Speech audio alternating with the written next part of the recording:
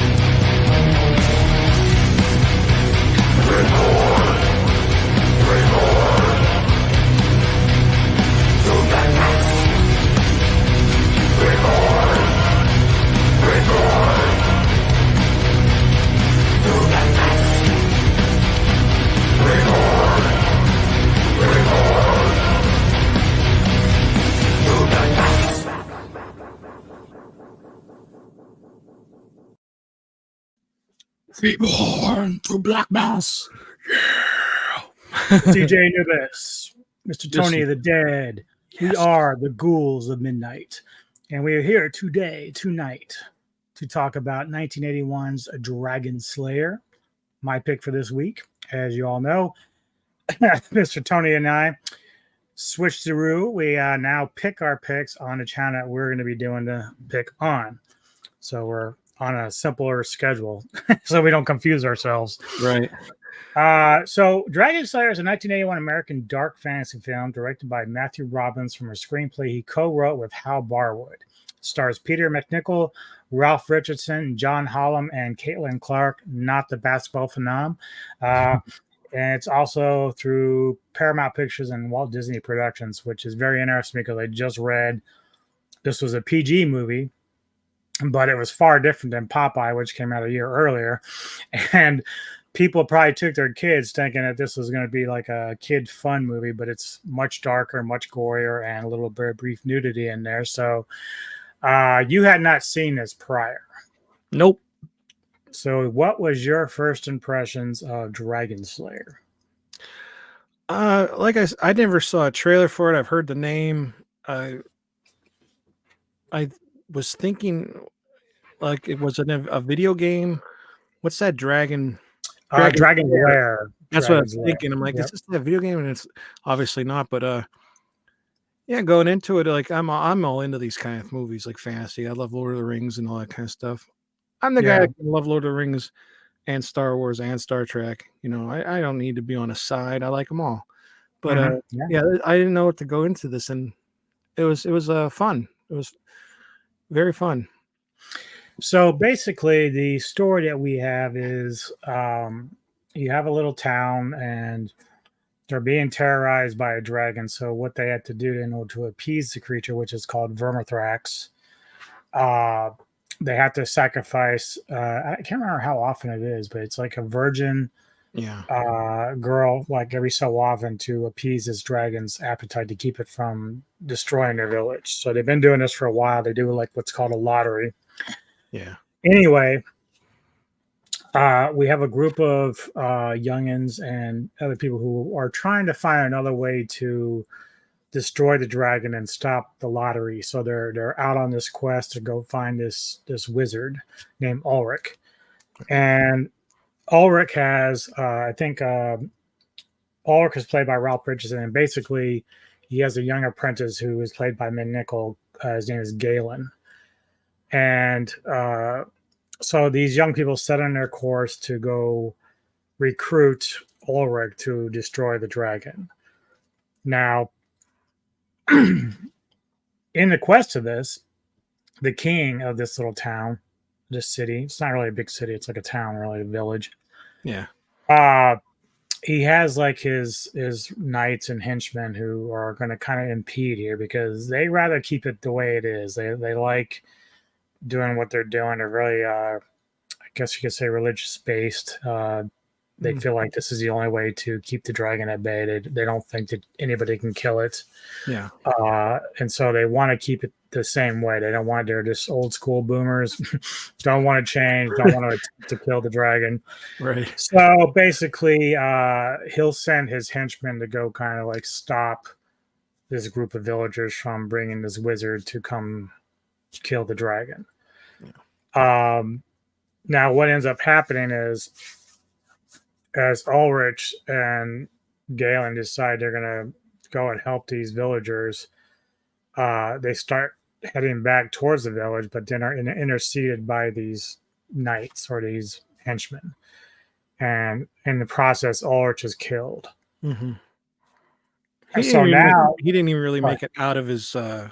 Place. He like kind of died like on the front of his property. Yeah. But it's kind of interesting because that's sort of what Ulrich's plan was. We kind of find out later on because he kind of saw foresight or something with this. But anyway, the royal guard that serves the king, they kill Ulrich, which then leaves the Princess Galen having to, bury him and do the whole night with the funeral. But Ulrich leaves them some things behind, some little things, and he leaves them with like this amulet that's very powerful, but it's really with Galen, who's an apprentice. He hasn't really mastered the arts of wizardry, so we find out later in the film where he kind of like tries to do certain things and it doesn't quite go as planned. He's almost like Ron Weasley from Harry Potter, just can't quite get it right. Right. So he tells the villagers, I'll help you. I can do what Ulrich did. Yeah. And so they begin their journey back. And so once they get there, or at least when they're almost to the village, they start passing by the lair of the dragon. And so they're all trying to be quiet. The villagers are like, we don't want to make any noise. We don't want to disturb it. Don't want to bring it up. Right. But Galen's like, I want to check it out. I want to look at this lair. So he's got, and when you get to the lair, it's kind of, got this big ass hole. This like tree thing. It's actually it's like a statue or a totem. And so this is where they would tie up the girls with these shackles to be sacrificed. And he can see like the blood that's there because clearly they've been doing this a while. Yeah. So he just pops in there. He goes down in the cavern, and I forget if he said something like hello or something, and all he saw like the smoke come out and basically forced him to come out because he was coughing and shit. But it's because it's like soot and all that shit. Oh yeah. So he says he turns to Valerian, who he believes at this moment is a boy. Yeah, we'll get there. And so actually probably might have passed it already. I don't know. I don't remember, but I just watched today, so I can hear myself through your mic. Can you? Yeah. I think hello. Rick having the same thing. No, I don't. No, you don't? I don't think I hear it now. Okay. No, now I don't hear it. That was weird. Okay. So yeah, so anyway, he goes to Valerian and says, well, is this the only entrance? And he at that point is saying, no, yeah, it's the only place that it comes out. And he's like, okay. So he starts doing his little chant. He's holding the amulet because it's glowing and doing pretty things. And so he gets a few rocks to fall, and it closes up the hole. And he's like, see, problem solved. And all of a sudden you just get more rocks. It just starts coming down and down. Yeah. And so finally they're having to run for their lives because they're going to be buried alive if they don't. So, but that just shows that he hasn't quite mastered control of the power that he can have. But he did close up the cavern. So it's a big celebration in the village. And so at this point, I'm going to go ahead and let you talk a little bit about it and where it goes from there. Yeah, he like you said, he closed it up and like caused like a avalanche, and then it's just like there's no way anybody's getting in. And it's like, okay, and he's telling them like, oh, it's dead and everything. So they go back to the village, and of course they have like a celebration, and the dragon's dead. And it was pretty cool because they were burning like hay and straw and that, and they had it like shaped like the dragon, and it's like arms and that. Because at this point, when they show it a little earlier, the girl getting sacrificed, they give you hints of the dragon. Yeah, like a claw or the tail and stuff. It's like very like weird. And I'm at this point, I'm still not convinced that that is a real dragon. I'm thinking that the town was setting this up, and it's like a kind of like a M. Night Shyamalan twist at the end kind of thing. Like it was the town village doing it the whole time. But yeah, they go and they're partying, they're having a good time, and then the king's like, I guess they're his, what do you call them? They're his knights or henchmen. Or they're part of the royal guard, I guess. Royal guard, yeah. Yeah. But the main guy's a real kind of a jerk, and he goes down to spoil their fun and everything, and then they want to take him, and he goes up to the king because the king wants to see like what he can do and that. So he like basically like goes up there. He starts doing things like he tries lifting a table, and then he like I forget what he did first thing he did, and they wasn't impressed. They weren't impressed. At first, it seemed like he was just doing like parlor tricks, right? Yeah, it was like magic, this trick, just weird shit. And they don't believe him that he's really that powerful. And then the king kind of like sees him holding under his shirt, holding the amulet. So he's like, okay, I'm going to try this amulet out and everything. And so he takes it off him, and because, the Galen. Yeah, that's his name. Yeah. He it kind of gets a little cocky with the king about like, the virgins being sacrificed and all that stuff. And he tells a story about how dinosaur almost said, the dragon is so old that he came up with the idea of this and thinking that dragon would be dead by now, but he just kept it up, and he thinks this is the best idea because his brother was king beforehand, and they sent people in to get it, and they all ended up dying, and then the dragon just ended up burning all their crops and stuff. So that's where he made this deal. I don't know. The dragon don't talk at all, which I'm glad and I'm not glad. I thought they would try to negotiate with him, like, wait, why are you doing, but they didn't. But apparently this dragon likes to burn virgins for some reason. It's just like a please leave us alone. I honestly think because later on we find out that there's, babies. Maybe it was for the babies. They don't say that, but like maybe he cooked the body and then the babies ate it, but like they didn't show that. But yeah, he gets thrown into the dungeon down there and he can't get out. He's like trying because he doesn't have his amulet. So he's trying to do like these things to open it up. And then the princess comes down of the king and she's talking to him about it and everything. Like, don't hate us, just because basically my father's an asshole. Don't hate me, all of us. Yeah, it should be noted that because I did kind of skip when Galen discovered that Valerian was actually a female, because the reason for this was Valerian, her dad, posed her as a boy so that she would not be picked in a lottery for girls to go and be sacrificed. So one morning when they were traveling back to the village, she goes into this little pond or whatever to wash up. And Galen comes up in the morning. He's like, how's the water? And he jumps in. And Valerian's like, all right, you stay over there, whatever. And he's swimming towards Valerian. Then he gets an eyeful of what's going on. And that changes the dynamic a little bit. But so when he goes and tries to impress the king always says, you know what, you're just a hack. You're just a little boy pretending to be a powerful wizard, because he sees the amulet, takes it off, and is like, I can use this more than you can, although he can't. No. He finds out it's very hard to do. Yeah. But there was another key point where Valerian's discussing with Galen about how the lottery works, and she's like, well, it only affects the villager girls because the king's daughter is never going to be one of the ones chosen because she's a rich. It's never going to happen. Right. So obviously when you talked about how Galen went down to the dungeon and then the princess comes down, he starts explaining to her, well, you don't have to worry about fear because your dad's never going to allow you to be a choice to be the dragon's bait. And she just thinks this whole time her name's been in there. She's just been lucky. She hasn't been chosen, but we know otherwise. Right. So I think she ends up letting him out. Yeah. And not right away. Not right away. She goes, and then there's all this shaking coming because you see.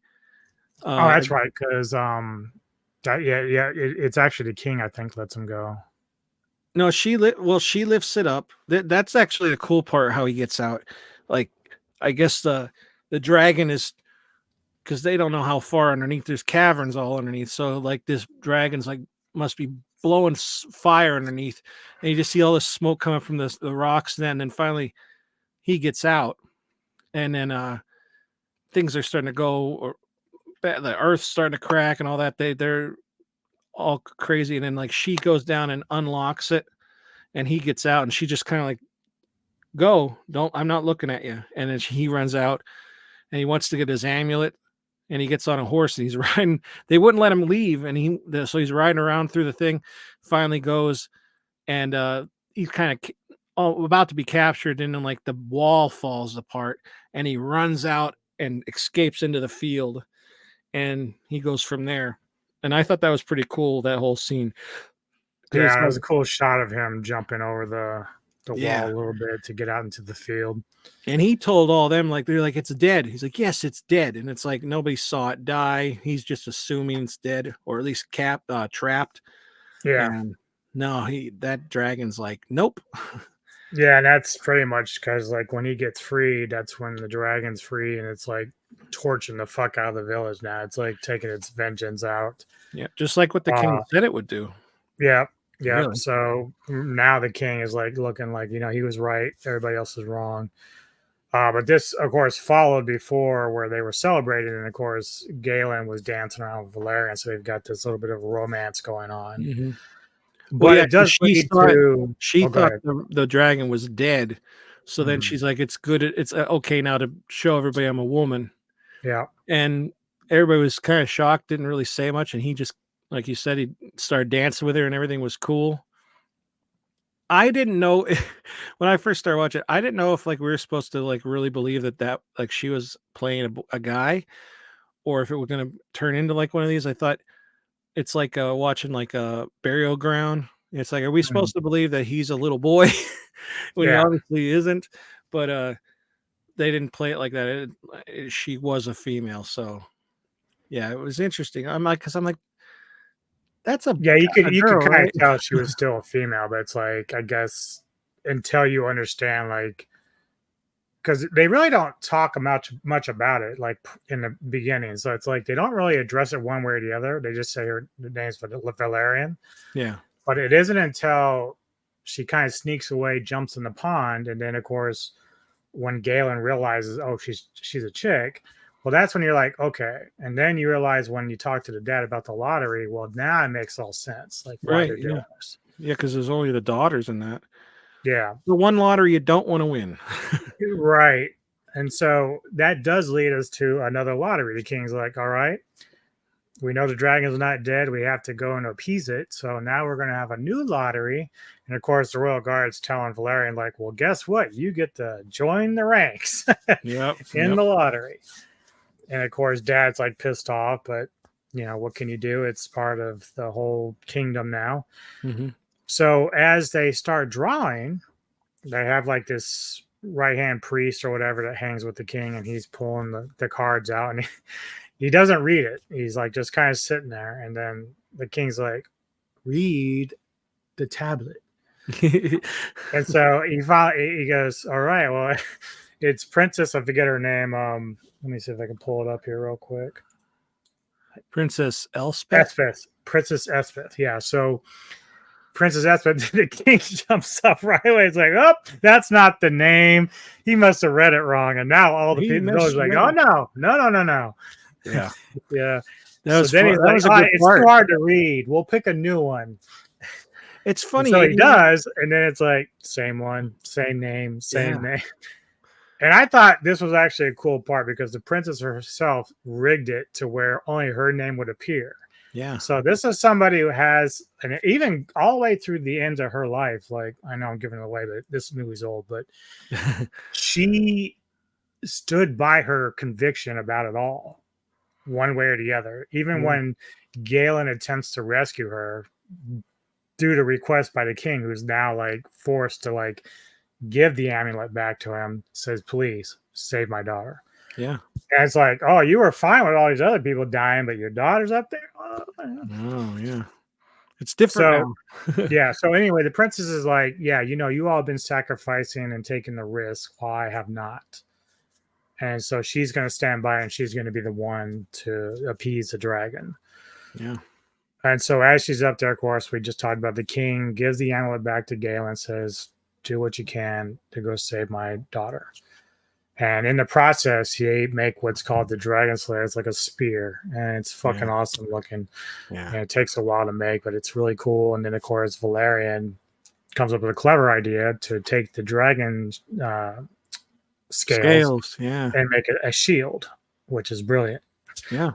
And that, we'll get like a little bit of a and he does like a little shot thing, here, like a magic thing on it to make it like almost like it's like cutting through, like it's on fire, but it's magic fire. So I guess it makes it even sharper and kind of bluish. Yeah, they took like a horseshoe and like it just cut right through it and that. So it's super sharp.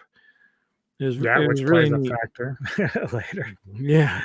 So yeah, here's a quick clip of Valerian and him. This is, of course, she's kind of jealous because she thinks, well, he's gonna go save the daughter, and it's all about like, well, you think she's pretty, but he actually likes her. Like that just ends up, that's the romance part here, is he really cares about her.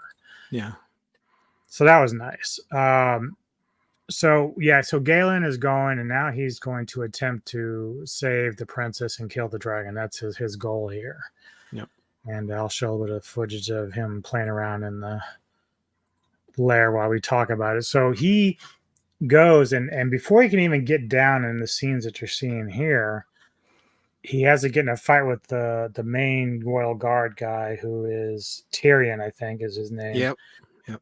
And all while this is going, he even cuts the Princess Espa free from her chains, but she ends up just crawling into the cavern. Like she's like convinced that Tyrion, her dad, everyone's right that she needs to sacrifice herself to protect the kingdom. That's what she's doing. So he's trying to get her free, and she's like, "No, I'm gonna go ahead and go down there anyway." Yeah. To which I'll let you explain some of that when we get there. But Yeah. in the meantime, Galen is fighting Tyrion, and Tyrion's like, "You're still just a little boy. You're not a warrior." And they go back and forth for a while, and then until they're behind the totem that the princess would be tied to usually. Yeah. And the next thing we know, he just rams the spear through the totem and it hits Tyrion and kills him, which Tyrion looked a little shocked, which was kind of funny. But that just shows you the power of this spear that he has. So you go ahead and you can pick it up from when they go into the camp, because we actually get that new point of view you talk about with the youngins. So go ahead.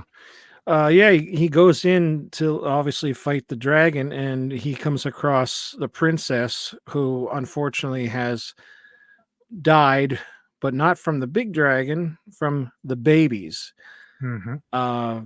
Because beforehand, Valerian told him that there's other little ones in there, so he already knew about that. But then these little ones killed the princess, and they're eating her. Like one's eating her ankle, and the other one's tore her just foot off. I thought that was great. I know. I was honestly surprised that she got killed. Mm-hmm. Like I said, first time watch, I was like, "Oh, it's the princess, and he's gonna go save her and all that crap." Like, but she died. I was like, "Wow, that was surprising." And they didn't have her getting eaten. So then he kills those two babies, and then he gets attacked by another one, and he, which I thought was kind of funny. He beat it to death with like a torch. Like he didn't light it on fire, but like just beat it and it just died. But it was pretty cool when he was fighting off. Like he stabbed the one with the big spear, and then he just went like that and cut the head off the other one. And that was really neat looking. And now he's going down to fight the mom. I guess it is a woman. I don't know dragon anatomy. Could be both. It could have. Well, yeah, I mean, if could just reproduce. Well, technically, yeah, because there is no signs of another dragon, so it could be unisex, I guess. Yeah, we're just gonna assume that in this one. Yeah, unless there's a Dragonslayer 2 and the dad comes home that we don't know about, but no. Well, I was thinking of Rain of Fire, and they had like one male to all the population of females, but this one you never see another dragon. And considering how old Vermithrax is, it would have to be a unisex because the babies are very young. So, yeah, and yeah, he goes in the fight, and you saw that scene that we were watching. He goes down to like this. It's like fire on the water. It's pretty cool, and like. The way the dragon comes out of the water behind him is very creepy and like almost horror movie like, and ends up like you saw, he blow the fire and the shield's working, and I don't think the dragon like knew this was going to happen, and then they basically fighting in there, and they run out and everything, and he sets the shield down, and the dragon comes out. What's the dragon's name again? Vermithrax. Comes out and sees it and is like slowly approaching it, and he's up on the top on a cavern, waits till the dragon's over top, and then jumps on top of the back and like starts stabbing it in the neck. And like this dragon's probably never felt pain before, probably for the first time, like, oh wow, like trash all around, throws him off and everything, and then they fight. And then he gets out, but then the dragon sees the babies are dead. And that's like pisses it off more. And then after that goes out again. And I'm kind of drawing a blank there what comes after that. Well, the funny thing is, like you mentioned, is like this is the first time this dragon's actually had any competition, because he's not only surviving a couple of like flame attacks, but as he does impale her in the neck, Yeah. it does snap off. Like that shows you how strong she is. So it didn't kill her. But No. now, like, her babies are gone. So who knows how long it takes her to reproduce like that. So, that could have been years for her to get to that point. So now the babies are gone. She's pissed. This is probably the only part of the movie where I think not that part, but the part after. So the spear is gone and all he has is the shield, and she hits him one more time with the flame, but he covers up. Yeah. The only thing that doesn't make a whole lot of sense here is how he even survived. Like, the dragon is smart. So it could have easily checked underneath the shield or whatever to see if he was still alive, but apparently never did. Yeah. So what it did from that point on, we don't know. We just see him outside again. He's kind of like tired and beat up. And of course, Valerian comes and finds him and, gets him back, home or whatever. But he says, it's not dead. Like, it's in, the spear's gone. Like, we're done. We can't do that. So now they're basically going back, and the dragon, apparently can't be killed at this point, at least in their logic. So Valerian's like, let's just run away. Let's just leave. Let's go to a different kingdom somewhere. And the father's like, yeah, that's probably the best bet. You both care about each other. Take her, go somewhere else and live happy life. Yeah. And so they start their journey to do that. And then he starts thinking, he says, you know what? Ulrich said something about the burning water. And he starts to put things together, how when Ulrich passed, he has his ashes. And so he says, you know what? I think I know what he meant. So he goes back to the cavern and he goes in there and he dumps the ashes into the water flame that's in the lair. Now, again, we don't know where the fucking dragon is here, but you got to go with it. Just got to go with it. Yep. So he dumps it in there, and sure as fuck, Ulrich is sort of risen from the grave. Although he's probably more of it's not really so much a spirit, but it's not really it's not fully human either. He's just there. Yeah. He's like a corpse, but he's got the memories and everything else. Yeah. And so they've now figured out, okay, well, now he's here. So what are we going to do? Yeah. And this leads to a very cool showdown between the wizard and the dragon. Yeah. And so he tells Galen, he's like, all right, so what's going to have to happen is the amulet, you hold on to this, and when I tell you, you're going to destroy it, which means you'll destroy the dragon with it. Yep. And so I'll play this while we're talking about it, because it's kind of dealing with it. I love the scenery and the cinematography of this film, like stuff like that. Yeah. It gives it that dark edge, and then like the dragon look is like, they call it like what was it they called it? It wasn't stop motion, but go motion. Oh. It's a variation on stop motion, but Del Toro had made a statement that this was one of the best looking dragons he's ever seen in cinema, and I would agree. Like, when you think about Ray Harryhausen and the stuff he did with Clash of the Titans, all that, whoever did this did an amazing job with the dragon. Like, it just, as you said, it was scary at times. Yeah. It looked scary. And the way, even though you could tell, like, when you would look at it flying, you can say, okay, well, the CGI is not super great. But at the time, that was probably state-of-the-art shit right there. 1981, I thought for 1981, I'm impressed now with it. I can imagine what it'd be like in 81. Like, it looks good. You could see some of the green screen at the mountains and that, but like, it's excusable. Like, I think it looks good. The battle between him and the dragon here is great. I think it's awesome too. Like, when the dragon's crawling through its caverns and that, it's like, crawling on the ground, which is like, everybody just thinks a dragon flying and that, but it's actually like quiet. They do that too in that Reign of Fire movie. They crawled like that as well. Yeah. It's like, that's scary as shit looking. Like, could you imagine that crawling at you in the dark? Well, I love the one scene when Galen first is fighting it, and he gets back into the tunnel, and the dragon crawls up, and immediately it rears back its head and blows fire again. Like, that was just great cinematography, the way that they did that.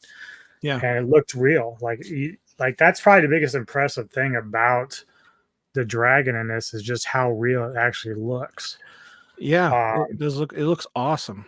Yeah, and it's I don't know, man. Like you just don't get shit like that anymore. No. You know, I mean, I love Rain of Fire, but that was still all CGI. They didn't do what they did here. No, no. I mean, I honestly thought that this was gonna be like lame. You know, I thought the Yeah. dragon was gonna be stupid and or like you know, Mhm. but and then like because the sorcerer in the beginning, he was kind of jokingly saying some things, and the king said like the way I was like, it's just gonna be like a half comedy kind of thing, and it didn't. It's just they had a funny thing to say there, like I don't know. But that's probably that's a weird thing because the actor who plays Galen, he's kind of comical looking. Mhm. And then even at the end, like when finally, I mean, we got to still finish up what happens, but at the end, like the final credits is like a kind of an upbeat tune. It wasn't something I expected for the rest of the movie where it was more ambience and dark sounding. Yeah. I was like, well, that's kind of a weird ending. Like it's all well, it was kind of funny because of something he does, which we'll get to. But anyway, so the wizard is fighting on top of this like half mountain thing, and the dragon you saw grabs him and it's got him in the air. And so this is where he kind of like somehow is able to yell down to Galen up there in that high sky. He's like, destroy it, you know. Don't question it. Right. Rock's there, you know, and he's like, all right. And then he sees it glow, and then he picks it up like, dude, destroy the fucking. It's like, hurry up. Yeah, I guess Galen was just kind of like in love with that amulet all the time. So, but he knows he has a job to do, so he ends up smashing the fucking amulet with the rock, and it just blows up Ulrich, and the dragon's Ulrich is tied to the amulet, so it just blows up the dragon. Yep.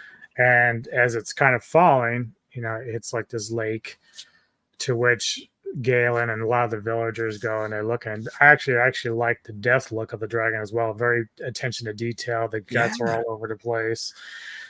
It was never meant for kids. Trust me. This was not a Disney movie for kids. No. And that's funny because you think about other movies like Dark Crystal, which isn't quite as bad as this in terms of gore, but it was still very dark. So I was very surprised that the Dark Crystal was even a Disney movie as well.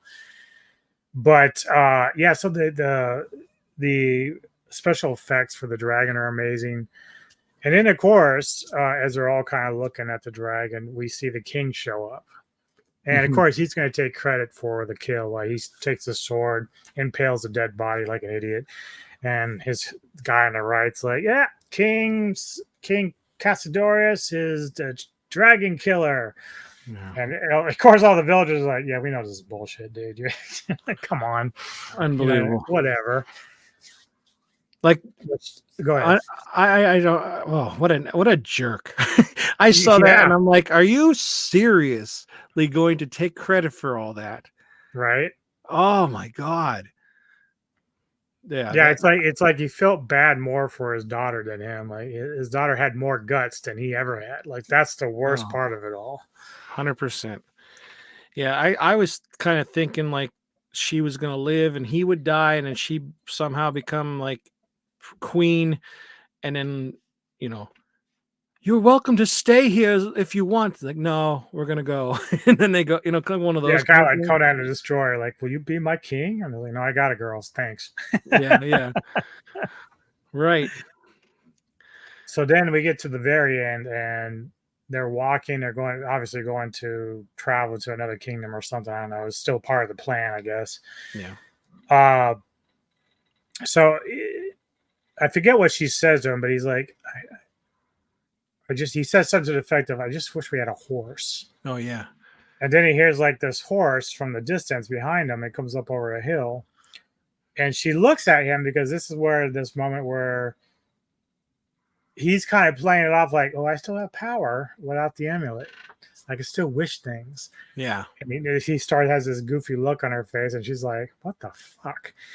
And they do get on the horse, and this is when they ride off. And of course, that goofy music starts up. But yeah, I think they did try at times to make it a little bit comedic. In fact, you make a good point because when Ulrich died, he had another like helper, an older man. Yeah. He's Hodge. walking along earlier in the film as they're traveling, and he gets hit with an arrow, almost like Holy Grail style. And he's dying, and Galen's talking to him, and but he's like, he's still alive. He's still old man. Like, he should have been dead, but he's like still talking, and he's like, So it does have some of these weird comedy moments in it. Yeah, he's the one who held that thing, the ashes. Yeah, and he's actually the one that's told him to throw it in the fire, and he's like, "You'll have to take it from me, sir. I've got a tight grip on it." And then like he's like, "I think I'm." Does he say something like, "I think I'm gonna lay down now. I think I'm good now. I think I'm gonna stop talking," or something like that along those lines. And then he I think it was just kind of bad acting in a way, but it worked. It was. Yeah, and the only other thing I've seen him it's in, hard to say when you have a Disney movie what they were intending with the comedy part of it, because was it supposed to be some sort of comedic relief from tension so that people took their kids to this? Because it was PG. It shouldn't have been PG, but it was. Yeah. And I don't know if Disney was just thinking, well, we gotta lighten it up a little bit, guys. Look what's going on here. Yeah. So I don't know if that was the thought process behind it or not, but I don't know, man. Like, the special effects in this were just so good. Yeah, I wasn't expecting it to be that good, to be honest. Very, very cool movie. I mean, if you look at it, it's in a way, it's the ending's kind of like he's like Frodo. He's supposed to throw the ring into the, and he's like doesn't want to do it. Yeah, that's a good comparison there, because he's not wanting to destroy it. Yeah, I wouldn't either, man. Want me?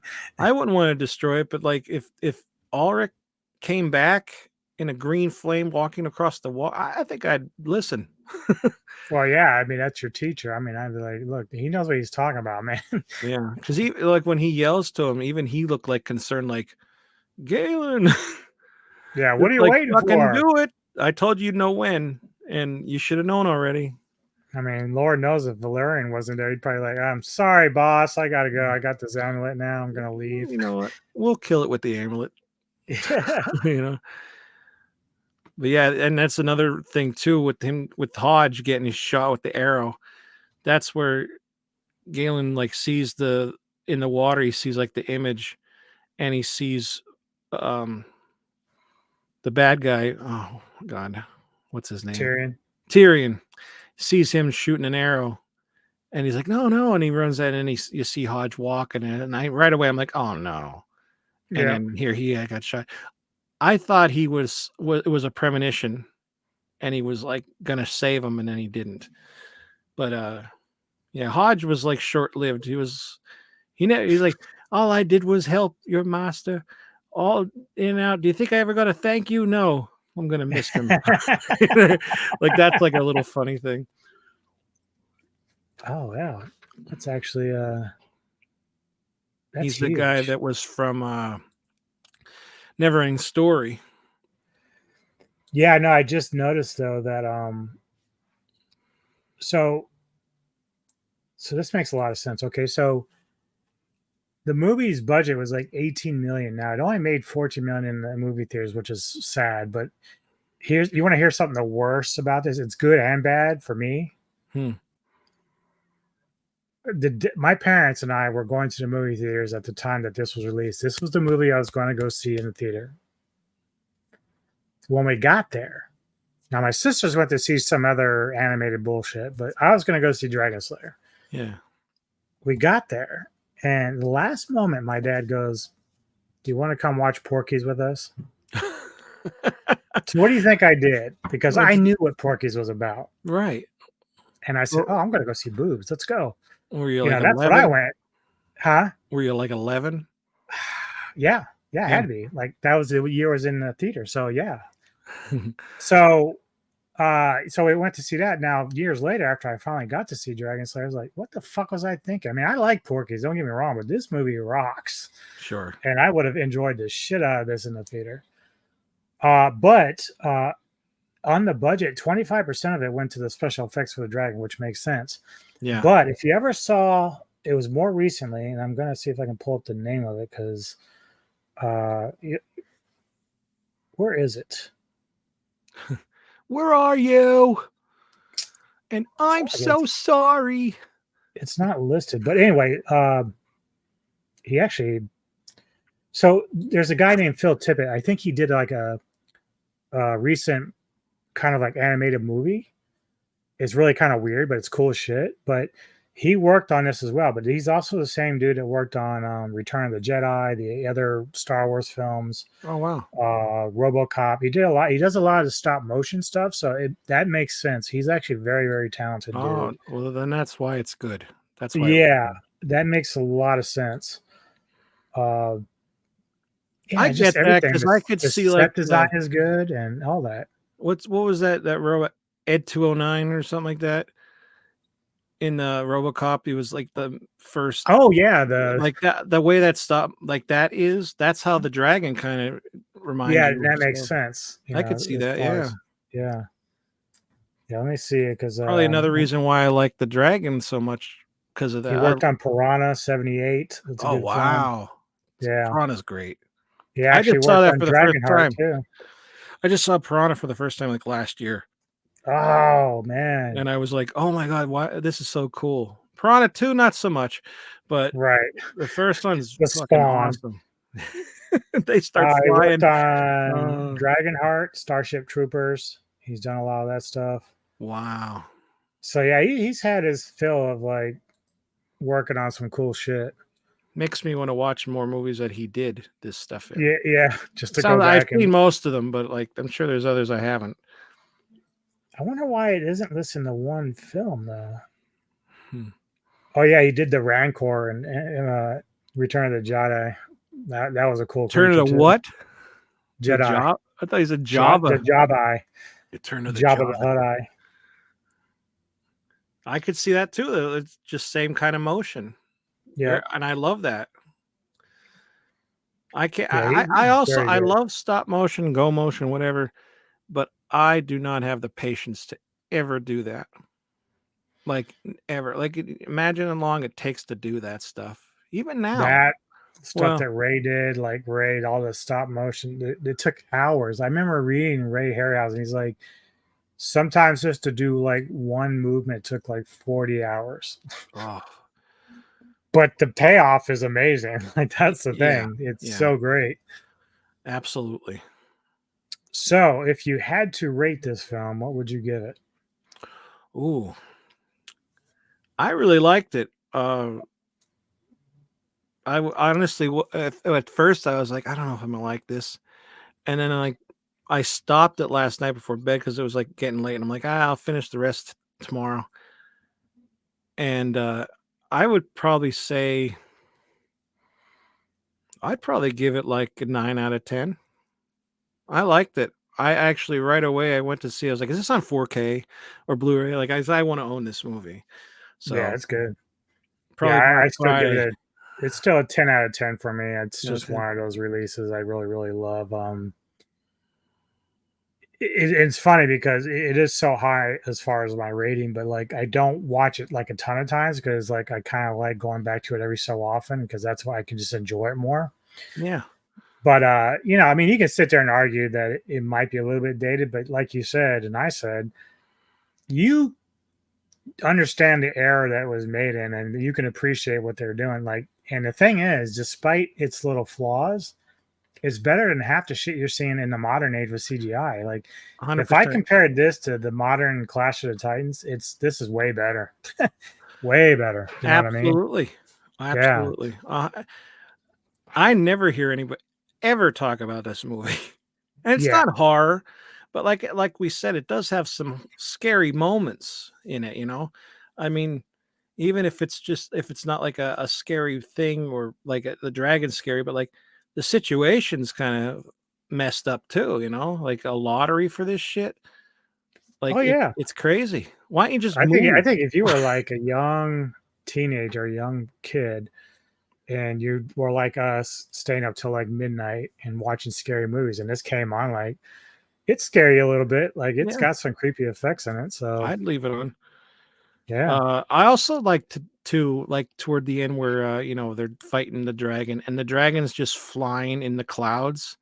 Yeah. It's like a peaceful moment where it's like the dragon, he's just flying around, and I'm just like, it's so peaceful up there. She probably loves that. And then like, like, then he's just, come on, take me. And then, because that's my plan. I saw it all along. And well, I liked his little Gandalf moment with the staff, and he hits it with lightning, and actually shows it, which is kind of cool. Yeah, because then the dragon starts getting holes in his wings and stuff too. Yeah, Or her wings, I mean, or their wings. Its wings. Yeah, it's non-binary. This movie was so woke. Right. Valerian really wanted to be a man. He said, remember, I was a man. And it's like, yeah, right? It's so woke before woke. Yeah. She's cute too. I would have picked her over the princess. She was quite pretty. Saying. She was quite pretty. Yeah. It's funny though, after all those years, she finally gets caught just because she wanted to take a bath. Right. Yeah. But she really, really liked Galen, so it's good. He already got the eyeful. Yeah, right. Might as well give you the whole thing. Right. But yeah, very cool movie, she man. cleans up nice. She sure does. Unfortunately, she has passed. She has a past. No, I mean she's dead in real life. Oh, is she? Yeah. I never looked that up. Yeah, she died in 2000, I want to say 4. Yeah. Yeah. And she's from Pittsburgh. So she was born only like say 3 hours or so from me. Never heard of that city. What city? Pittsburgh? No, Sewickley. Oh.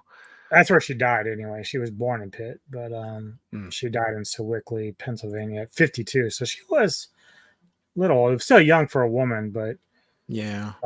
So I wonder, let's see, she was born in 52. So she was almost 30 when she did that film. She looked much younger at the time. Yeah, I wouldn't have said 30. I would have said she's probably like 21, 22 at that time. Yeah. And what's his name? McNichols. Everybody knows him, of course, probably from like Ghostbusters too. Yes, the museum guy. Yeah. Oh. No, I'm sorry, no pictures.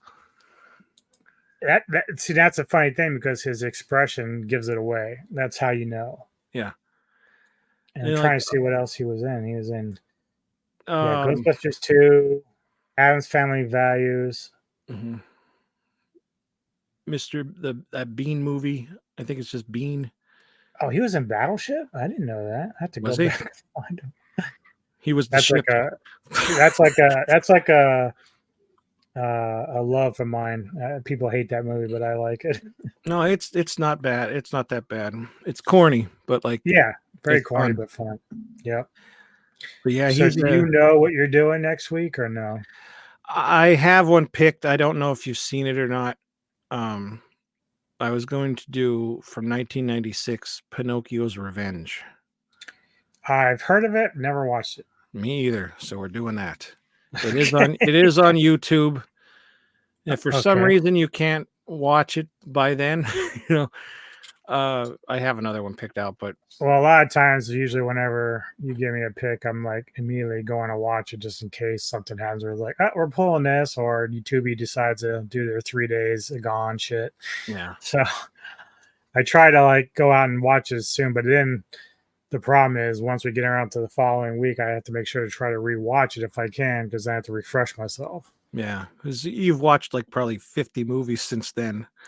Right. And that's all I do half the time. I'm still always looking for movies I've never seen. I sit on Tubi all day and that's all I do. or Shudder releases new shit. There is a movie on Shudder I want to watch, which is new for this year. And I did a trailer reaction for it. So I do want to check it out, but I just got to be in the right mindset. I got too much going on between today and tomorrow. So yeah, especially tomorrow night. Yep. So tomorrow I'll be interviewing Rick Myers, and then that evening we'll be doing a live stream of Lake Mungo for the Halloween night treat. And so I'll have a panel This cool dude over here will be with me, and a few others. Some people bailed, but hopefully I can get them to do some videos. I got a couple people doing some videos for us that will give us a review of what they thought of it. So yeah, should be interesting. I'm very curious what you guys thought of the film. I think it's underrated, but people. I may might think it's watch it either false. tonight or tomorrow, just so again it's fresh in my mind. Yeah, but it is ready to go. I'm ready to watch it. Coolio. Yeah. For the rest of you, please go subscribe and like that dude's channel, Mr. Tony of the Dead. He's got a lot of great content, a lot of great unboxings. Of course, like and subscribe to this channel if you enjoy what we do here. And as always, if you want to leave comments, what do you feel about Dragonslayer? Yeah. Do you have a movie in mind that you would like us to sit down and review? We will take any opinions or any recommendations you guys might have. If you want us to do something you think we should check out, yeah, we'll be glad to do that for you. Yeah. Till then, enjoy your evening, get some sleep, and I'll let the big teddy bear over here with the cool glasses get to his nighttime routine, whatever that might be. No, this is Halloween Eve, so it's the pajama jammy jam. Happy Halloween Eve, and tomorrow, happy Halloween to everybody. Yeah. I hope you have a great spooky night. Spooky. All right, guys. Have a good one. Peace the motherfucking out.